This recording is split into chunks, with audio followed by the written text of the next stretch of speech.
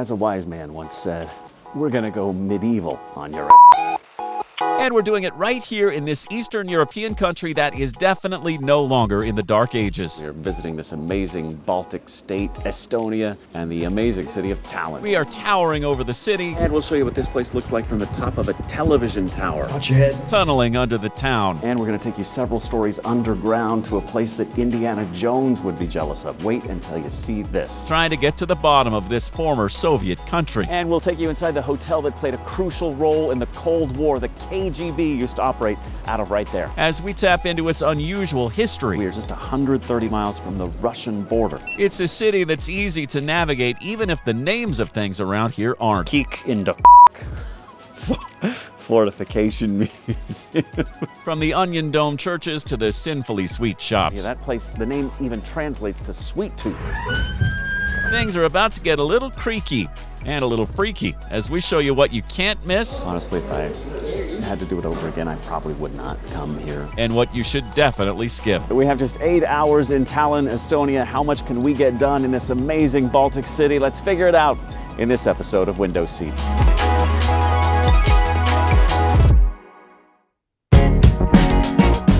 Hey everybody, Jeremy Hubbard just arrived right here in Tallinn, Estonia. This is the Old Town section. It is amazing. It's everything I've heard that it was going to be. I'm so impressed by it. I know that there are a million treasures in this place. The problem is we've just got about 8 hours to explore all of them because we took the ferry over today from Helsinki and we got to go back tonight. So we are going to count down the 5 or so best things that you can possibly do with just a few hours in this really terrific city. And we're going to start by going to the top of the town.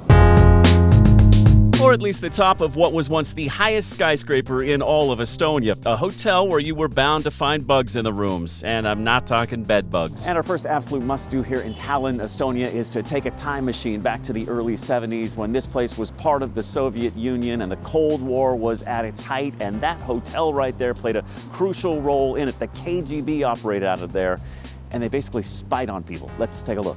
The Hotel Viru was built in 1972, and it was the only hotel where foreign tourists were allowed to stay.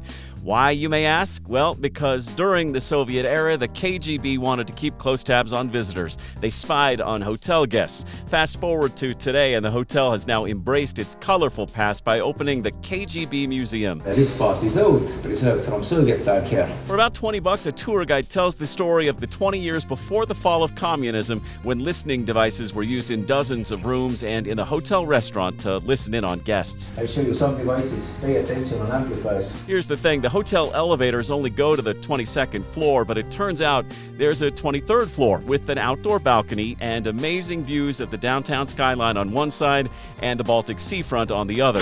Oh, there's something else up here too. Turns out the KGB set up secret rooms and a radio room. I'll show you 2 rooms. There is one, marked red. Notice that there, hard currency bar. Rooms that went completely undiscovered until 1994. Now they've turned those rooms into a museum where you can learn about the Soviet spying program here. Get a close-up look at some of those listening devices. Even see some old Soviet military uniforms still on display. Guides tell us about 60 of the guest rooms here were bugged to listen in on suspicious visitors like politicians, guides, priests, and journalists. Some famous people stayed here too, like Elizabeth Taylor and Neil Armstrong.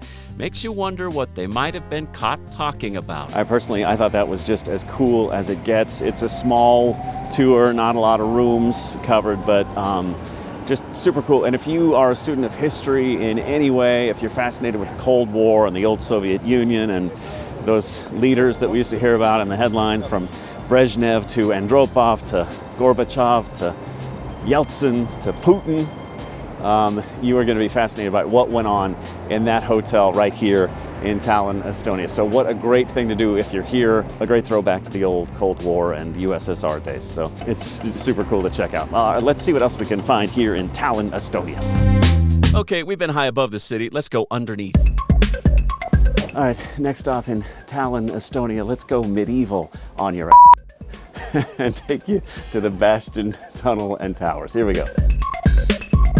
As you climb down a set of sinister stairs, you enter a labyrinth of tunnels that have been used throughout history to protect the people of Estonia. Okay, so here's what we know about the Bastion Tunnel and Towers. The mysterious passages in Tallinn's earthwork fortifications were built along with the bastions in the 17th and 18th centuries to conceal the movement of soldiers, ammunition, and other equipment from the enemy.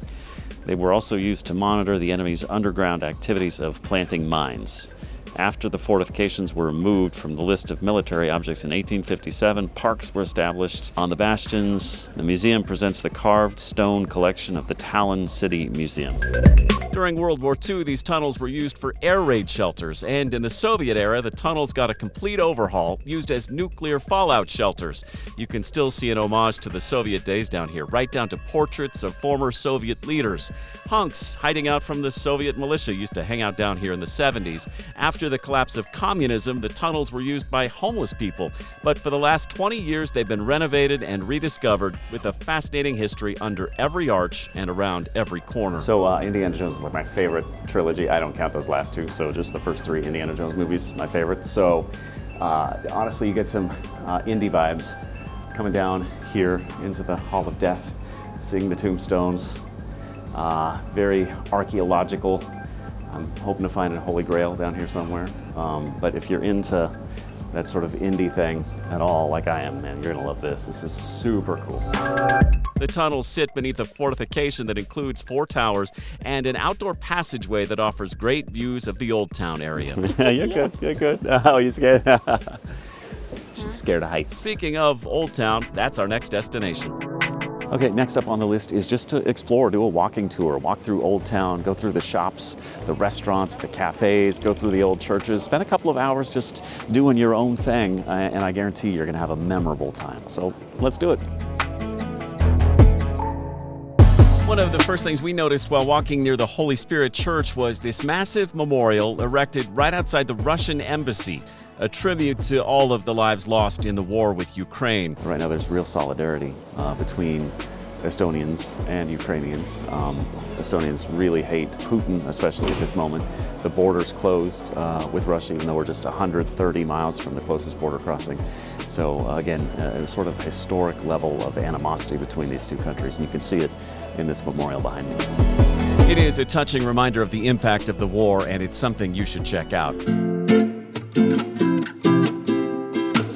All right, we've come to that point in the journey where we've worked up a bit of an appetite. Thankfully, there's a remedy for that right across the street. All right, time to satisfy that sweet tooth. Next must-stop place right here is this cafe, whose name I can't even pretend to pronounce, but it's the oldest cafe in all of Tallinn, Estonia. It dates back to 1864, and they are the pioneers of marzipan there. So if you know what that is or like it, go on inside.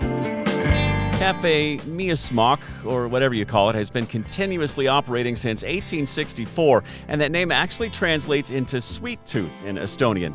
And the ground floor here has been almost unchanged for nearly a century. Inside, you can enjoy baked goods and pastries made right here on site. They are famous for marzipan here, and if you're wondering what that is, it's a confectionery paste primarily made from ground almonds and sugar, often flavored with almond extract or oil. They're so well known for it around here, they used to deliver it to the Russian imperial family. There's even an entire room here dedicated to the education and history of marzipan. They love their almond paste around here, and so will you. After consuming some confections, we walk around Old Town a bit more, taking in the amazing sights and reveling in the time of year we chose to come here. We picked what has been called the secret season for ideal travel in Europe. One of the reasons we got such cheap tickets coming here is because we're in one of those shoulder seasons. It's after October 1st, so tourism really dies down because obviously this part of the world gets really cold in the winter. But the nice thing is that hasn't happened yet. So fall is here, the leaves are turning, and it's just a really beautiful time of year to check out the Baltics. I can't recommend it enough. Okay, now for the last stop on our 8-hour tour of Tallinn. All right, next up here in Tallinn, we're getting out of the old town, sort of the new suburban part of town, and we are taking you to the very top of Estonia. I'm talking way up top. Home to Northern Europe's highest open viewing platform, the Tallinn TV Tower was built to provide better telecommunications for the 1980 Olympic Summer Games, the regatta event specifically. Standing at just over 1,030 feet tall, it's the tallest non-building in town. And it has quite a history. The overall design has a stark Soviet feel to it, and they say you can even see bullet holes at the base of the tower. That's from the Soviet coup attempt of 1991. It's when a handful of radio operators risked their lives to protect the free media from Soviet troops. They rigged the elevator door to where it wouldn't work, which would have forced the Soviets to climb 1,000 stairs to the top.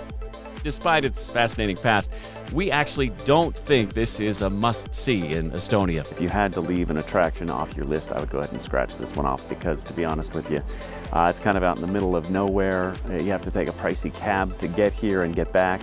And once you're here, the views are good, but everything's sort of off in the distance and you can't get great details. So again, a little gimmicky, kind of a manufactured attraction. I'd leave it off the list if I was you.